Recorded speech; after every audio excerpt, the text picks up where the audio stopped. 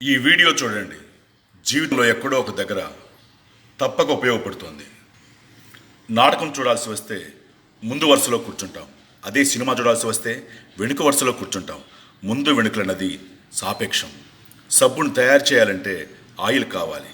అదే చేతి కట్టిన ఆయిల్ను పోగొట్టుకోవాలంటే సబ్బు కావాలి. చిత్రంగా ఉంది కదూ. జీవితం కూడా ఇంతే. సమస్య వచ్చి పడింది, జీవితం అయిపోయింది అని అనుకోకూడదు. దాన్ని ఓ మలుపుగా భావించాలి. ఈ ప్రపంచంలో ఇద్దరు ఆనందిస్తారు.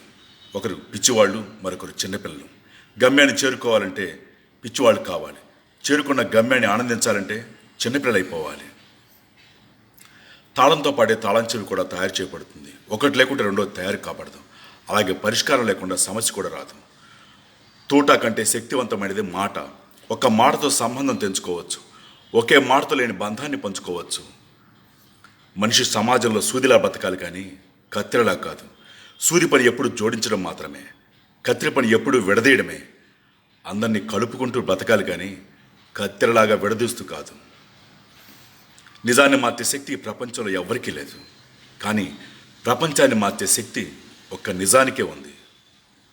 నీవు సంతోషంగా ఉన్నావంటే నీకు సమస్యలు లేవని కాదు, వాటిని ఎదుర్కోగల శక్తి, ధైర్యం నీకున్నాయని అర్థం. స్నేహితుడిని దుఃఖ సమయంలోనూ, యోధుని యుద్ధంలోనూ, భార్యను పేదరికంలోనూ, గొప్ప వ్యక్తిని అతని వినయంలోనూ పరీక్షించాలి. చేసిన తప్పుకు క్షమాపణ అడిగిన వాడు ధైర్యవంతుడు. ఎదురువారి తప్పును క్షమించగలిగిన వాడు బలవంతుడు. కష్టం అందరికీ శత్రువే, కానీ కష్టాన్ని కూడా చిరునవ్వుతో స్వీకరిస్తే అది సుఖమై నిన్ను ప్రేమిస్తుంది. ఓటమి లేని వాడికి అనుభవం రాదు, అనుభవం లేని వాడికి జ్ఞానం రాదు.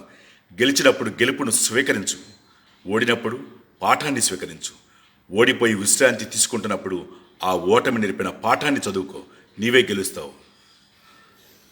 ఎవరికైనా ఉండేది రోజుకి 24 గంటలు మాత్రమే. గెలిచేవాడు ఆ 24 గంటలు కష్టపడుతుంటాడు. ఓడేవాడు 24 గంటలు ఎలా కష్టపడాలని ఆలోచిస్తుంటాడు. అదే తేడా. గెలవాలన్న తపన, గెలవగలన్న నమ్మకం, నిరంతరం సాధన, ఈ మూడే నేను గెలుపుకు దగ్గర చేసే సాధనాలు. నేను గెలవటంలో ఓడిపోవచ్చు, కానీ ప్రయత్నించడంలో గెలుస్తున్నాను. ప్రయత్నిస్తూ గెలుస్తాను, గెలిచి తీరుతాను. స్వయం కృషితో పైకొచ్చిన వారికి ఆత్మవిశ్వాసం ఉంటుంది, కానీ అహంకారం ఉండదు.